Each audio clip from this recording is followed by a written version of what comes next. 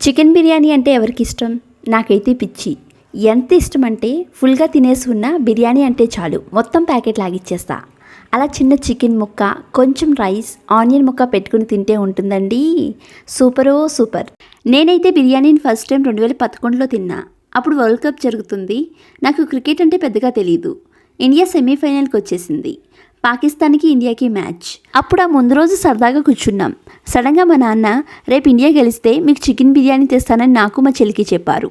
నేను చికెన్ బిర్యానీ అనే పదం విన్న అదే మొదటిసారి. అప్పటి వరకు పులావ్, చికెన్ మాత్రమే తిన్నా. అలా మా నాన్న చెప్పగానే నేను మా చెల్లి చాలా ఎక్సైట్ అయిపోయాం. ఎలా అయినా సరే ఇండియా గెలవాలని కోరుకున్నాం. మొత్తానికి గెలిచింది. అప్పుడు మా నాన్న బిర్యానీ తెస్తే నేను మా చెల్లి ఒకే ప్లేట్లో పెట్టుకుని కొట్టుకుని మరీ తిన్నాం. అంత ఇష్టంగా మేము తినడం చూసిన మా అమ్మ ఈసారి ఫైనల్లో కూడా గెలిస్తే వెంటనే ఇప్పిస్తా అంది. అది కూడా జరిగిపోయింది. అలా మొదలైంది నా బిర్యానీ గోల. అవును, మీరు ఎప్పుడు ఫస్ట్ టైం